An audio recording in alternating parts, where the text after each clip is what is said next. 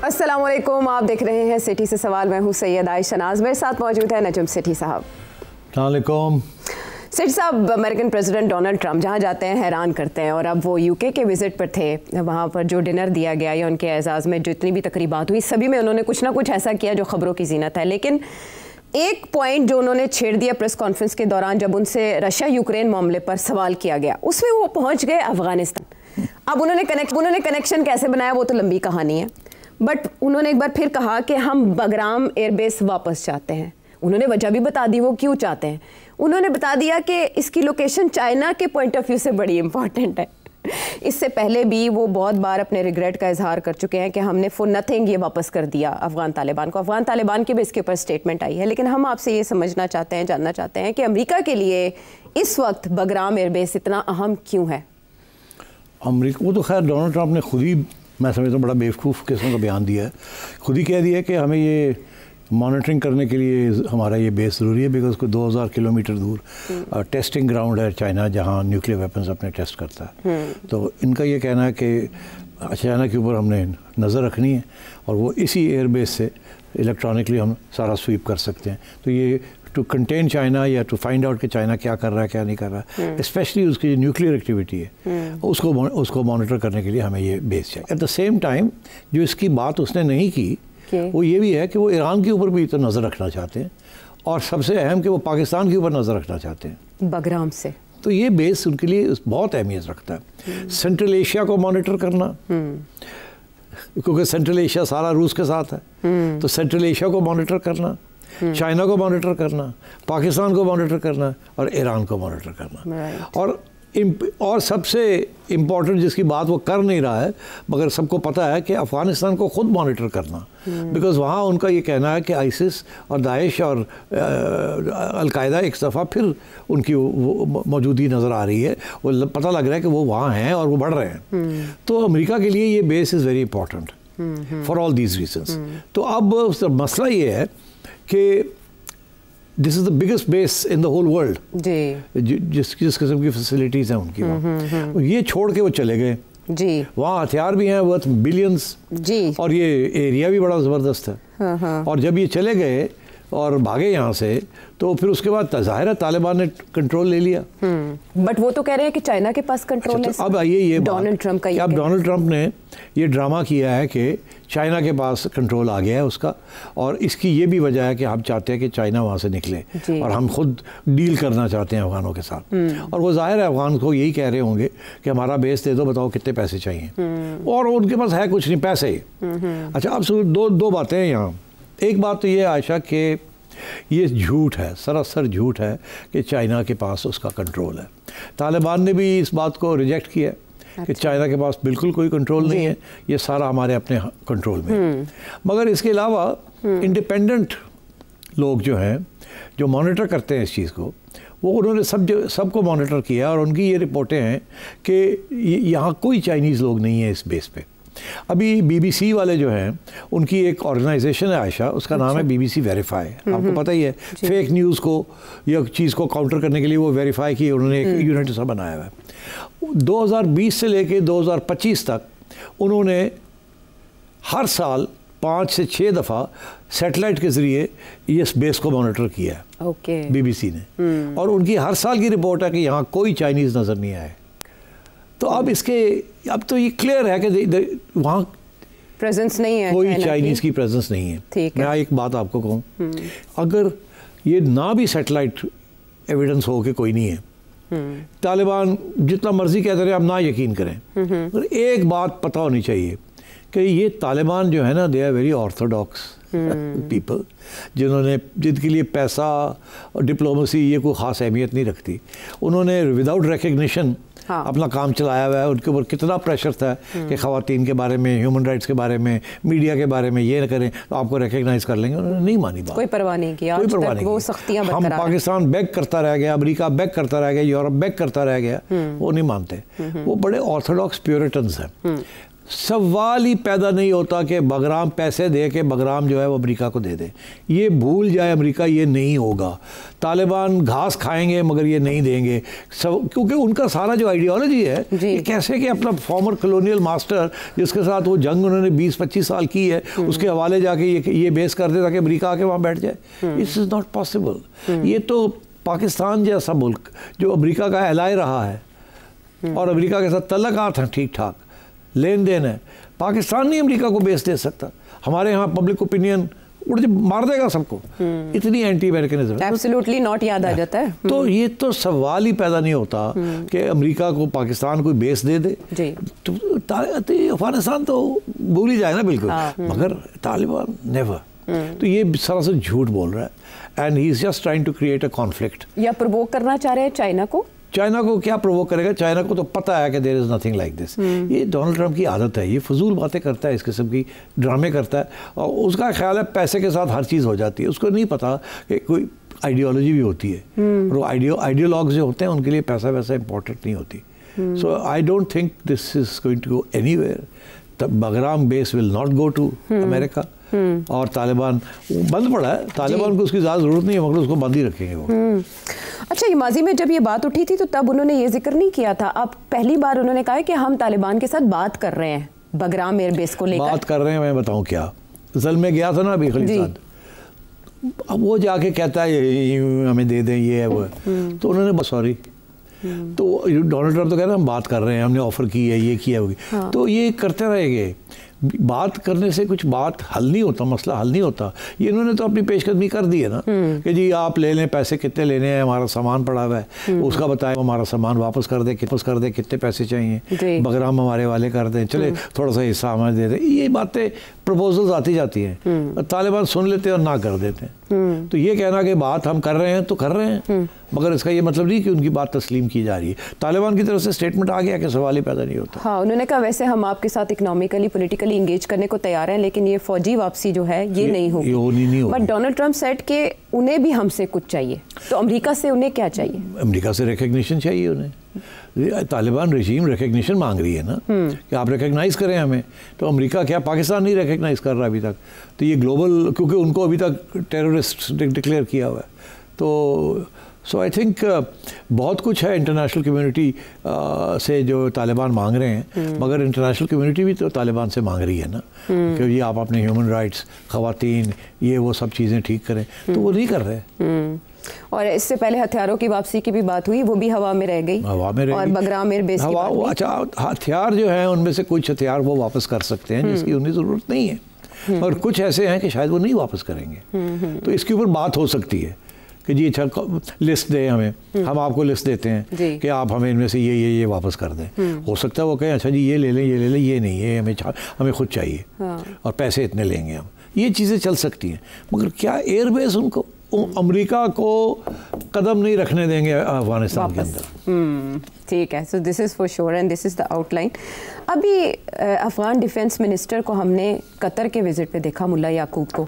वैसे कहा जाता है कि उनके लीडर्स पर, उनके ऑफिशियल्स पे पाबंदियां हैं। पाकिस्तान का और इंडिया का विज़िट कैंसिल हुआ, फॉरेन मिनिस्टर उनके आ नहीं सके, बट अब वो कतर में हमें दिखाई दिया। और उसके बाद अभी एक कपल था, 8 माह से हिरासत में था अफगान तालिबान की, वो रिहा हो गया है एफर्ट से। तो ये कनेक्टेड है विद कतर? कतर के साथ तो बड़े पुराने तल्लुकात है। कतर के अंदर ही तो सारे अमेरिकनों के साथ नेगोशिएशंस हुई थी, all the negotiations the Taliban had over the years, जहाँ अमेरिका की तरफ से ज़ल्मे कंडक्ट करता था जी, और तालिबान तो हमेशा आते जाते थे वहाँ, और कतर ने बहुत अहम रोल अदा किया है इन द फाइनल एग्रीमेंट, दोहा मुज़ाकरात में। Yes absolutely. और ये कतर ये रोल बना लिया उसने अपने लिए, ये शुरू उसने तालिबान के से किया था, और अब वो और भी अब ये हमास वगैरह के ऊपर भी वो आ गया था। तो आई थिंक कतर अपने आप को ये रोल प्ले करना चाहता है कि आप यहाँ आके न्यूट्रल कंट्री में आके कि आप बात कर सकते हैं, we can provide these facilities. तो तालिबान तो वहाँ जाएंगे बिकॉज वहाँ उन लोगों को जानते हैं, डिप्लोमेट्स को, और उनको पता है आना जाना रहा है उनका ओवर द लास्ट 10 years आना जाना रहा है वहाँ। So I think they are comfortable going and coming. और अगर कोई हॉस्टेज नेगोशिएशंस हैं या किसी को जेल में डाला हुआ है उनको छोड़ना है या कोई इस किस्म की कोई चीज़ है, तो वो कतर में जाके नेगोशिएशंस होती है। जो अफगान वजारत ख़ारिजा के वेबसाइट है, जो उनका अकाउंट है, उन्होंने भी ये क्लियर किया कि जो तब बात हुई थी उसमें ये तय पा गया था कि दोबारा वापसी नहीं होगी, वो बगराम एयरबेस हो या इस तरह का कोई भी मामला। अब ज़रा आगे बढ़ते हैं और अफ़गानिस्तान के मामले पे हम मल्टीपल इश्यूज़ ले लेते हैं। हमारे DGISPR ने भी नॉन स्टेट एक्टर्स की बात की है कि अफ़गानिस्तान से वो ऑपरेट होते हैं। तो at the same time Pakistan और चाइना दोनों ने BLA और इसका जो सुसाइड विंग है मजीद ब्रिगेड, उसको टेररिस्ट एंटिटी डेजिग्नेट करने के लिए UN को पुश किया है। ये कितना अहम समझते हैं आप इन दोनों का, स्पेशली ये कदम उठाना? देखिए, अब 3 बातें होगी ना यहाँ। पहली बात तो ये है कि DGISPR ने क्या कहा है। DGISPR ने एक इंटरव्यू में फॉरेनर को ये कहा है, उन्होंने कहा जी कि इंसर्जेंसी हो रही है बलूचिस्तान में और KP में, तो इसके बारे में आप क्या कहते हैं? तो उन्होंने आगे से जवाब दिया, इंसर्जेंसी नहीं है, टेररिज्म है। फ़र्क है इंसर्जेंसी में और टेररिज्म में। तो उन्होंने ये एक्सप्लेन किया, इंसर्जेंसी होती है कि डोमेस्टिक इंस्पायर्ड, ठीक, किसी किस्म की रिवोल्ट, किसी किस्म का insurgents. Terrorists always foreign based, right, foreign supported, that's why they call terrorist. तो अब उन्होंने बड़ा ये क्लियर कट कह दिया कि ये इंसर्जेंसीज नहीं है, क्योंकि इंसर्जेंसी जब कहते हैं ना तो उसके साथ इशारा ये करते हैं कि शायद उसमें कोई हक है, कोई सेपरेटिस्ट है, कोई हक है उनका, तो इसलिए वो इंसर्जेंट्स है। नहीं, टेररिस्ट जब आप कहते हैं तो फिर उनके कोई हक नहीं होते, कोई हुकूक नहीं होते, they simply terrorist and the whole world is anti terrorist. तो इसलिए उन्होंने ये वाज़े कर दिया कि यार ये आप इंसर्जेंसी की बात करते हैं, इंडिया की ज़ुबान है ये। हाँ, ये इंडिया की ज़ुबान है कि जी वो लिबरेशन मूवमेंट्स हैं, ठीक है। तो मगर हमने तो बड़ा क्लियर कट कर दिया कि that's not a liberation movement, it's an terrorist movement backed by India. इसी तरीके के साथ TTP जो है, that's a terrorist movement and so and supported by India again. और अब तो हम जब प्रेस रिलीज आती है ISPR की तरफ से, तो हर जगह पे लिखा हुआ है India backed terrorist, India backed BLA, India backed TTP। तो वो तो अब हम खुले आम कह रहे हैं कि ये इंडिया करवा रहा है जी। तो वहाँ से अब आगे बढ़े, तो आपने बात की कि BLA को डेजिग्नेट करने के लिए कि ये टेररिस्ट ऑर्गेनाइजेशन है, अमेरिका ने कर दिया, ये अभी हाल अमेरिका ने तो तस्लीम कर लिया उन्होंने। अब हमने अप्लाई किया है टू द UN कि आप इनको भी आप डिक्लेयर करें। अच्छा, उससे बड़ी इंटरेस्टिंग बात यह है कि अभी हमने वो अभी वोटिंग पे नहीं आया जी। इंडिया के अंदर मीडिया को फीड किया गया है कि क्या आप ये कहें कि जी अमेरिका ने रिजेक्ट कर दिया है, UK ने रिजेक्ट कर दिया, फ्रांस ने रिजेक्ट कर दिया है, और ये जो है इनको declare them as terrorist organisations, ये रेजोल्यूशन पास नहीं होगी। अच्छा, उन्होंने इंप्रेशन ये दे रहे हैं कि अभी ऑलरेडी ब्लॉक हो गया है। ऐसी कोई बात नहीं है। अच्छा, ऐसी अब अमेरिका एक तरफ उनको टेररिस्ट करार देता है इन देयर डोमेस्टिक स्टेटमेंट, और UN में जाके वो ब्लॉक नहीं कर सकता। देखिए, America can't take 2 positions on the same 2 organisations. एक तरफ उनको कहा जा रहा है कि दे आर टेररिस्ट ऑर्गेनाइजेशंस, फिर UN में जब ये होता है तो अमेरिका उनको ब्लॉक नहीं करेगा, नहीं कर सकता। डबल स्टैंडर्ड्स नहीं हो सकते, नहीं, वो तो फिर उड़ जाता है ना बंदा, एक ही गल है। सो आई थिंक ये इंडिया इस किस्म का प्रोपेगेंडा कर रहा है। और इंटरेस्टिंग बात यह है इसलिए बिकॉज इंडिया की इस्टेब्लिश्ड लिंक्स है नाउ विद बोथ एंटिटीज, तो इसलिए ये प्रोपेगेंडा ये हो रहा है। अभी एट द सेम टाइम हम देख रहे हैं जो मजीद ब्रिगेड के कमांडर रहमान बलोच को हेलमंद में कत्ल किया गया, तो इसका तो ये मतलब है ना सीधा सीधा कि अफगानिस्तान में हैं इनके महफूज ठिकाने BLA के अभी, और इन्हीं चीज़ों के ऊपर डॉसियर बाकायदा DGISPR ने कहा है कि 2009 से लेकर 2023 तक के डॉसियर हमारे रिकॉर्ड पे मौजूद हैं। अब TTP की कार्रवाइयाँ एक अरसे से मुसलसल जारी हैं, और हमने देखा कि इसमें चीन और पाकिस्तान मिल के कोशिश कर रहे थे कि वो अफगान हुकूमत को कन्विंस करें। तो इसका मतलब है कि वो कोई असर और रसूख इस्तेमाल नहीं कर पाए TTP पर। अच्छा, देखिए, कोशिश तो पूरी है। चाइना ने भी बहुत समझाया तालिबान को, पाकिस्तान ने भी बहुत समझाया है, मगर मसला एक है ना, मसला ये है कि तालिबान की हुकूमत इतनी तकड़ी नहीं है कि वो इन दोनों को डाउन करेगा इनके ऊपर। उन्हें खुद डर है कि अगर उन्होंने BLA का तो इतना इशू नहीं है, TTP का भी इशू है, उन्हें TTA को ये फिक्र है कि अगर उन्होंने पाकिस्तान को खुली छुट्टी दे दी टू अटैक TTP, तो TTP के जो कारकुन हैं और जो वहाँ अलकायदा बैठी है और दाइश बैठी है, ISIS, वो जो है वो सारे मिल ना जाएं against the Afghan government, because ideology तो एक ही किस्म की है ना जी। मिलके ही उन्होंने अमेरिका के खिलाफ जिहाद किया था। तो अब वो खुद बड़े इनसिक्योर हैं तालिबान, और तालिबान के दरमियान भी एक स्प्लिट है। आपको पता है, काबुली वर्सेस कंधार। तो इसलिए they are not strong enough. इसलिए मेरा ख्याल है वो ज़्यादा ये हो सकता है कि वो आपको आंख मार दें कि आप जो कुछ कर सकते हैं कर लें जी, हम आपको क्रिटिसाइज़ करेंगे जब आप ऐसी काम करेंगे, मगर क्यों हमारी मजबूरी है, हम खुलेआम उनके खिलाफ नहीं जा सकते। एक बात। दूसरी बात एक और बहुत अहम है कि तालिबान भी इस वक्त आइसोलेटेड हैं, कि ज़्यादा मुल्कों ने उनको तस्लीम नहीं किया। सपोर्ट उनके पास नहीं है, पैसे नहीं है, मईशत नहीं चल रही, आइसोलेटेड है। इंडिया उनकी मदद कर रहा है। इसी इंडिया के साथ उन्होंने अपने तल्लुकात बना लिए हैं, क्योंकि आपके साथ तल्लुकात नहीं बन रहे हैं बिकॉज ऑफ TTP और BLA। तो उन्होंने भी लाइक अ क्लासिक, जो मुल्क अपने मफाद को प्रोटेक्ट करने के लिए वो हमेशा कोई ना भी ऑप्शंस रखते हैं अपने पास। पाकिस्तान के साथ डीलिंग करने के लिए उनको कोई ऐसे फैक्टर्स चाहिए कि ताकि पाकिस्तान उनकी बात माने। वो क्या है, ऑफसेट करने के लिए इंडिया जी, ठीक, बिल्कुल। इस जैसे हम जब अमेरिका के साथ बात करते हैं तो चाइना के साथ भी तो सब पीछे रखा हुआ है ना, बार्गेनिंग चिप के तौर पे यूज हो जाता है। आप सारे अंडे कहीं एक बास्केट में नहीं डालते। आप कहीं आप कहते हैं हमारी मजबूरी है, ये हम नहीं हम करना तो चाहते हैं मगर हम कर नहीं सकते, अवाम खिलाफ हो जाएगी या फलाना हमें अटैक कर देगा। तो ये चीज़ें डिप्लोमेसी में चलती हैं। तो तालिबान जो हैं वो इस वक्त इतनी स्ट्रॉन्ग फोर्स नहीं है अफ़गानिस्तान में कि वो TTP को उड़ा के रख दे बिकॉज पाकिस्तान कह रहा है, या BLA को निकाल दे क्योंकि पाकिस्तान कह रहा है। उनको ये पता है कि पाकिस्तान हमारी बात उस वक्त तक सुनेगा जब तक हमारे पास कोई लेवरेज होगी, और लेवरेज उनके लिए BLA है और TTP है। तो ये थोड़ा सा कॉम्प्लिकेटेड मामला है, जिसकी वजह से अब यहाँ पाकिस्तान के अंदर कोई मुख्तलिफ राय पाई जाती है। एक ये कि जी ठीक है, फिर अगर ये बात है, हमने बड़ी कोशिश की समझाने की, अब कितने साल हो गए हम समझा रहे हैं, हम इनके तजारत भी खोल दी है, इनको रोक भी नहीं रहे हैं, जो ये कहते हैं हम इनकी बात मानते हैं और ये हमारी कोई बात नहीं मानते। तो फिर ठीक है, फिर हम जाके खुद स्ट्रेटेजिक स्ट्राइक्स करते हैं, BLA के कैंप्स के ऊपर भी करते हैं और उधर TTP के कैंप्स के ऊपर भी करते हैं। मगर एज यू नो आजकल जो इशू जो बन रहा है वो यही है कि रेड लाइन है ना, क्रॉसिंग बॉर्डर।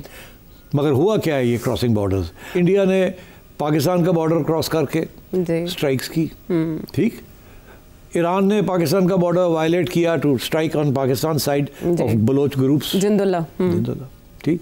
तो फिर पाकिस्तान ने बॉर्डर ईरान का क्रॉस करके उनके वहाँ जो हमारे लोग वहाँ बैठे हुए हैं इंसर्जेंट्स, उनके ऊपर किया। फिर पाकिस्तान ने रिटेलिएट किया अगेंस्ट इंडिया मई में।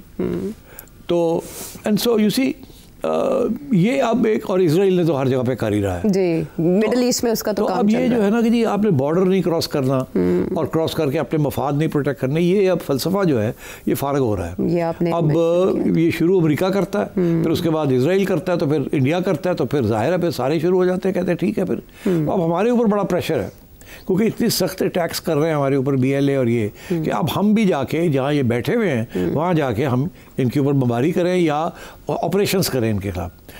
तो वो प्रेशर है आप पाकिस्तान के ऊपर। हम अफगानिस्तान को समझाने की कोशिश कर रहे हैं कि हम ये नहीं करना चाहते, या मिल के कुछ कर लेते हैं ताकि हमारे दरमियान कोई कॉन्फ्रंटेशन ना हो, आपके खिलाफ है या हमारे खिलाफ है, इट्स द सेम थिंग। मगर अफगान, मैं जो आपको बता रहा हूँ कि वो देर स्केर्ड कि ये अगर हमारी लेवरेजेस ख़त्म हो गई तो फिर पाकिस्तान जो है वो ये ना होगा वंस अगेन डोमिनेट करना शुरू कर दे। वज़ीर-ए-आज़म ने बड़ा स्ट्रेट फॉरवर्ड कह दिया था कि आप TTP का इलाज करें, वरना पाकिस्तान के हवाले करें ना। तो हमने तो कहा आप करें, नहीं तो हम आ रहे हैं। मगर ये वही बात है ना जो बाकी भी यही कहते हैं ना, अमेरिका भी यही कहता है, ईरान भी यही कहता है, इंडिया भी यही कहता है, हम भी यही कहते हैं, इजराइल भी ये कहता है। तो अब मसला ये है कि जब हम करते हैं तो लोग एक बात करते हैं, जब कोई और करता है तो हम कोई और बात करते हैं। दिस इज नाउ जस्ट लेकिन फ़र्क सिर्फ इतना है कि अब पाकिस्तान के मफादात के साथ चाइना भी अलाइन हो चुका है, इन दोनों का टारगेट चाइना भी माजी में रहा है। बट इसी वाले मामले को लेकर इमरान खान साहब जो फ़ॉरेन पॉलिसी पे असरअंदाज होने की कोशिश कर रहे हैं और वो जो बात कर रहे हैं उसकी इम्प्लीकेशंस क्या, ब्रेक के बाद आके बात करेंगे।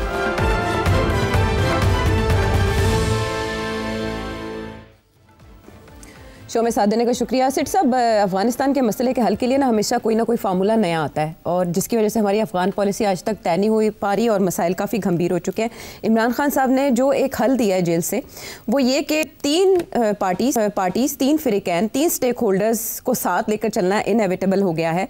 सबसे पहले पाकिस्तान के कबायली इलाकों की आवाम, दूसरी अफ़गान हुकूमत और तीसरी अफ़गानिस्तान की आवाम। 3 स्टेक होल्डर्स को साथ लेकर चलना इनएविटेबल हो गया है। सबसे पहले पाकिस्तान के कबायली इलाकों की आवाम, दूसरी अफ़गान हुकूमत और तीसरी अफ़गानिस्तान की आवाम। ये तीनों मिलके बैठेंगे तो कोई अमन आएगा। Do you agree? पता नहीं क्या बात है, मुझे समझ नहीं आ रही। ये रियासत के इश्यूज हैं। हाँ। ये तो रियासत टू रियासत ही चीज़ें तय होती हैं। तो ये क्या कि सियासी जमातें जाके बात करेंगी एक हुकूमत के साथ, और किसके बिहाफ पे? उन्होंने कहा ये तीनों बैठे। हाँ। आपस में बैठ के, जैसे वो अली अमीन गंडापुर साहब को पहले कह चुके हैं कि आप अफगानिस्तान चले जाएं, फिर महमूद अचकज़ई साहब और असद कैसर साहब अपने तौर पर मेल मुलाकातें कर रहे हैं। वहाँ पर जो बातचीत हुई हमें नहीं पता कि वहाँ क्या मामला तय पाए, लेकिन उसके बाद ये जो उनका ट्वीट है और जो उनकी बातचीत है अपने अहले खाना के साथ, वो ये हल दे रही है कि अगर आप पीस चाहते हैं तो ऐसे करें, इन्वॉल्व करें अफगान हुकूमत को भी, अफगानिस्तान के पब्लिक को भी, और पाकिस्तान के कबायली इलाकों की आवाम की भी राय लें कि वो क्या चाहते हैं। फजूल बातें कर रहा है। ये पुरानी उसकी इमरान खान का मौक़िफ़ है कि तालिबान जो हैं, घर वाले हैं या बाहर वाले हैं, उनके साथ को मुआहदे किए जाएं और उनको रिहेबिलिटेट किया जाए। मगर जो हमारा तज्ज़िया है या जो हमारा एक्सपीरियंस है पिछले 15 साल से, वो यही है कि इनको आप पैसे दे दें, इनको आप हथियार दे दें, इनको आप घर दे दें, आप जो मर्ज़ी कर दें, ये अपनी आइडियोलॉजी जो इनकी है उससे पीछे नहीं हटेंगे। और हर मुआहदा जो है जो कि इनके साथ किया है on the basis of Awami sentiment, वो सारा फेल हो गया। तो इसलिए वो तो अब देखिए ना, इनकलाबी फोर्स है ना, वो कोई रिफॉर्मिस्ट फोर्स नहीं है, इनकलाबी हैं ये लोग, इस्लामी इनकलाबी हैं। तो वो तो आपकी पैसा ये वो चीज़ के साथ अपना आइडियोलॉजी को बेचने के लिए तैयार नहीं है। वो तो अब चाहते हैं कि तालिबान का, उन्होंने अफ़गानिस्तान को कॉन्कर किया, वो कहते हैं हम पाकिस्तान को कॉन्कर करना चाहते हैं। उन्होंने पहले दिन से ये कहा था कि हम आपकी काइन को मानते नहीं हैं, आप तो बड़े गलत किस्म के लोग हैं, ये आइन ये सब वेस्टर्न कंस्ट्रक्शंस हैं, हम तो इस्लामिक रजीम बनाना चाहेंगे और हमारी रजीम पाकिस्तान में भी होगी। और तो उनका तो इस किस्म के मौक़िफ़ हैं। They are revolutionaries, Islamic revolutionaries. You cannot have a negotiation with them. You can either defeat them or they let them win. Right. उनके साथ नेगोशिएशन नहीं हो सकती। अब अगर नेगोशिएशन हो सकती सही तरीके से, तो क्या अमेरिका तालिबान रजीम के साथ नेगोशिएशन करके उनको $10 बिलियन दे के मसला हल कर लेता आपने? नहीं। $10 billion means nothing to them. It's ideology. ये उसी किस्म की आइडियोलॉजी है जैसे एक ज़माने में लेनिन और स्टालिन के ज़माने में कम्युनिस्ट की आइडियोलॉजी होती थी, सख्त, कोई कॉम्प्रोमाइज़ नहीं, रिजिड पॉलिसी। हाँ, because it's ideology. Ideology is belief system. उसके अंदर बिलीफ सिस्टम के अंदर आपको गुंजाइश नहीं होती। लाइक मज़हब इज़ अ बिलीफ सिस्टम। आपको कोई बंदा पैसे दे और कहे आप कन्वर्ट कर जाएं, कोई मुसलमान कन्वर्ट करेगा? नेवर। ऐसा ही बिलीफ सिस्टम। तो अभी ऑल ऑफ अ सडन जो भी चल रहे हैं मामलात हमारे, हमने ट्वीट्स में चेंज ये देखा है कि अफगानिस्तान के मामले को लेकर इमरान खान साहब बहुत ज़्यादा हिट कर रहे हैं। क्या वो जो इस वक्त पश्तून सेंटिमेंट है उसको कैश करवाना चाहते हैं, या वो अवामी नेशनल पार्टी नहीं बनना चाहते? क्या चाहते हैं इमरान खान साहब? इमरान खान साहब का तो एक ही मौक़िफ़ है। एक तो ये उनका ये ख्याल है कि KP के अंदर एक पब्लिक सेंटिमेंट है जो कि इस्लामी सेंटिमेंट है, और वो उसको किसी तरीके से कैप्चर करना चाहिए। और क्योंकि तालिबान मिलिटेंट फोर्स है, और जब तालिबान के ख़िलाफ़ वहाँ कार्रवाई की जाती है, रियासत उनके ख़िलाफ़ कार्रवाई करती है, तो बाकी लोग भी उसमें कैजुअल्टीज़ होती हैं, तो जिसके साथ ज़ाहिर है पब्लिक ओपिनियन फिर ख़िलाफ़ हो जाता है। तो ये तो नेचुरल है, जैसे आप कहते हैं कोलैटरल डैमेज। अच्छा, तो खान का ये पुराना मौक़िफ़ है कि इनके साथ वो मुकमका करें, कोई डील करें, मगर ये एक्शन ना लें। तो जब आप एक्शन लेते हैं, तो अगर आप एक तालिबान के ख़िलाफ़ एक्शन लेते हैं तो उसकी 10 बंदे की फैमिली वो सारी आपके ख़िलाफ़ हो जाती है। तो उस मौक़िफ़ से ये आगे बढ़ता है। मगर प्रॉब्लम ये आ जाता है कि वो जो फैमिली आपके ख़िलाफ़ हो जाती है, वो तो शुरू से ही आपके ख़िलाफ़ है, बिकॉज उसके 2 मेंबर्स जो हैं वो आपके ख़िलाफ़ है, तो वो तो फैमिली की तरह चलते हैं। तो ये कोई नई डेवलपमेंट नहीं है कि जी आपने एक बंदे को मारा तो सारी फैमिली ख़िलाफ़ होगी। वो बंदा जो है वो अपनी फैमिली के साथ आपके ख़िलाफ़ है। तो आज फैमिली से 2 बंदे गए हैं, फिर कल को 2 बंदे और वहाँ से उठ के चले जाएंगे to join the ranks of the Taliban. तो इसलिए रियासत का ये जॉब होता है to protect its territory and its integrity. तो ये जो लोग अपोज करते हैं, दे आर आइदर टेररिस्ट और इंसर्जेंट्स सेपरेटिस्ट होते हैं जी, अगर वो खुद अपनी उनकी तंजीम हो। मगर यहाँ तो फॉरेन इंटरवेंशन है, तो इसलिए I think Imran Khan is misplaced.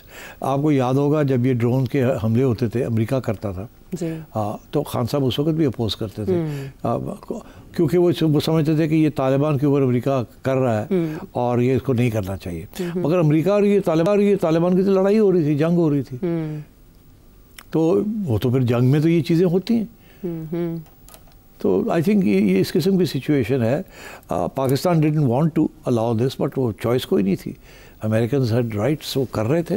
फिर फाइनली जब वो निकले वहाँ से, तो आपको पता है इमरान ने क्या बयान दिया जो पाकिस्तान के गले पड़ गए, गुलामी की जंजीरें तोड़ डाली। वो आज भी याद है, अमेरिकनों को याद है। तो खान साहब तो खैर अपने पाँव पे कुल्हाड़ियाँ मारते रहे। अब ज़रा आलमी मामला की तरफ चलेंगे तो उसमें इंडिया के लिए है एक और हिट, लेकिन वो कहाँ से पड़ी है और क्यों, ब्रेक के बाद आके बात करेंगे।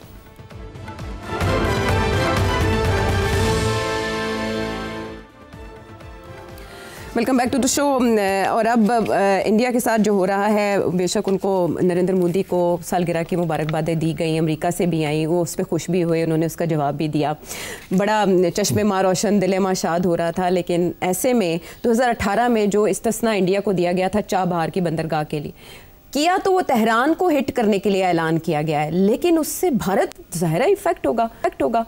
क्या अहमियत है चाबहार की इंडिया के लिए? सेठी साहब, देखिए, इंडिया के लिए सेंट्रल एशिया, अफगानिस्तान पहुंचना पॉसिबल नहीं है बिकॉज ऑफ पाकिस्तान। रास्ते में हम खड़े हैं जी। इंडिया चाहता है कि उसका इन्फ्लुएंस अफगानिस्तान, सेंट्रल एशिया में हो और ईरान में भी हो। तो इंडिया ने ईरान के साथ काफ़ी अरसे से ये डिस्कशन चल रही थी कि एक नया रास्ता निकाला जाए, चाबहार पोर्ट जो है वहाँ से अफगानिस्तान, अच्छा, एक सड़क निकाली जाए और फिर अफगानिस्तान से आगे सेंट्रल एशिया निकाली जाए। तो इंडिया ये एक ऑल्टरनेटिव रूट निकाल रहा था, सी पैक से हटके। जाहिर है उसको पता है यहाँ से तो मिलना नहीं कुछ, तो निकालना तो रूट ज़रूरी है। आफ्टर ऑल इंडिया भी तो एक बहुत बड़ी इकोनॉमी है जो एक्सपोर्ट करना चाहती है। चाइना ने सी पैक बना लिया, रोड एंड बेल्ट बना लिया, तो इंडिया भी तो चाहता ना निकले यहाँ से बाहर। तो इसलिए इंडिया ने ये प्रपोजल ईरान को दी थी और ईरान ने एक्सेप्ट कर ली थी। उसने कहा था कि ठीक है, ये जो पोर्ट है ये आप डेवलप करें, क्योंकि आपके काम की, हमारे काम की तो नहीं है। हमारे पास तो और बहुत सी पोर्ट्स हैं जो हम इस्तेमाल करते हैं। आपको चाहिए क्योंकि this is the easiest way to get to Afghanistan. तो सड़क कुछ हम बना देंगे, कुछ आप बना लें, और पोर्ट जो है ये सारी की सारी आप करें, बिकॉज आपके चीज़ें जानी है यहाँ से। तो इंडिया ने इसके ऊपर कोई 110-120 मिलियन डॉलर्स ऑलरेडी खर्च कर चुके हुए हैं। अच्छा। ये पिछले साल से लेके अब तक। उससे पहले छोटे छोटे काम होता रहा, अब जाके वो रुक गया या रुक जाएगा, बिकॉज दो बातें हो गई हैं। एक तो ये कि अमेरिका ने ये कह दिया कि जी ईरान को रोकने के लिए, उनके ऊपर सैंक्शन लगाने के लिए हम नहीं चाहते कि ये पोर्ट जो है डेवलप हो जी। 29 सितंबर से उन्होंने कहा है ये पाबंदी, तो अब पाबंदी उन्होंने लगा दी कि जो वहाँ काम भी कर रहे हैं अगर वो करेंगे, कंटिन्यू करेंगे, तो उनके ऊपर भी पाबंदी लगा दी। ये इंडिया के ऊपर है जी।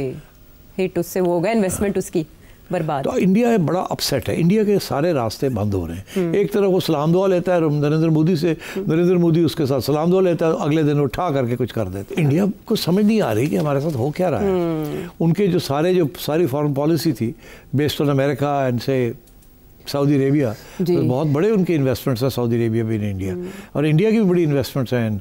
देखिए ना, इंडिया के 8 मिलियन इंडियंस हैं in the gulf, much more than Pakistanis. तो उनकी एक मैन पावर है वहाँ से रेमिटेंसेस आते हैं, इट्स अ बिग लिंक।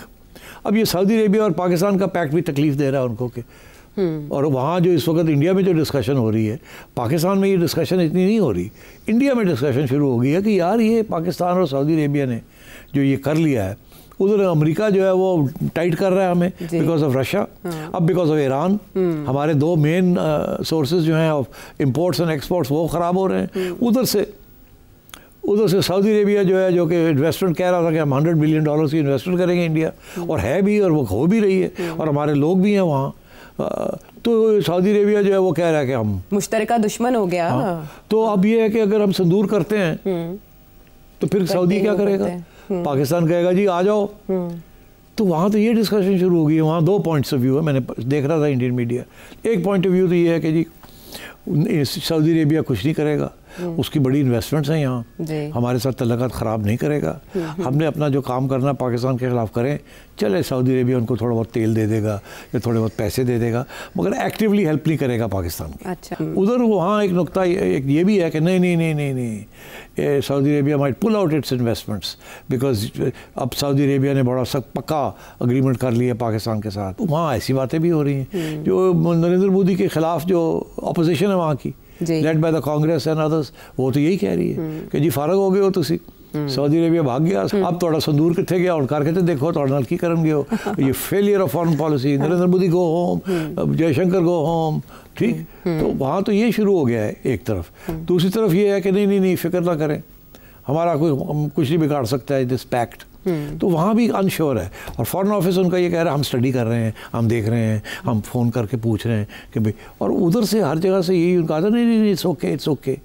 उसकी वजह कि सऊदी अरेबिया के ऊपर तो किसी ने अटैक इम्कान नहीं है, क्योंकि सऊदी अरेबिया ने इसराइल के ख़िलाफ़ कोई महाज नहीं खोला हुआ, पाकिस्तान ने भी इसराइल के ख़िलाफ़ कोई महाज नहीं खोला हुआ, तो ख़तरा नहीं है कि पाकिस्तान के ऊपर अटैक होगी या सऊदी के, मगर ये एक सिग्नल दिया है सऊदी अरेबिया ने और गल्फ़ वाले उधर अमेरिका को कि देखें आपको सारे अंडे हमने यहाँ पर डाले हुए, देखा क्या हुआ। तो ये this is a way of telling America and Israel कि अब आगे मत करना ये काम, you pushing us to go and get these umbrellas. ठीक। तो मेरा ख्याल है ये जो सारा पैक्ट है ये एक सिग्नल है हमारी तरफ से, तो उन्होंने हमें कहा होगा कि जी ये करें, ज़्यादा कुछ खास करने की ज़रूरत नहीं है, हमने ये सिग्नलिंग करनी है कि हमारे ऊपर ये फिर से ना हो। और हमने कहा होगा डन, नो प्रॉब्लम, बिकॉज हमारे यहाँ भी तो एक पब्लिक ओपिनियन है ना कि हमें मिडिल ईस्ट के अंदर इन्वॉल्व नहीं होना चाहिए, यमन वॉर में हम नहीं हुए, बहुत बड़ी मेस है वहाँ। Middle east is in a very problematic state. We don't want to get into that situation.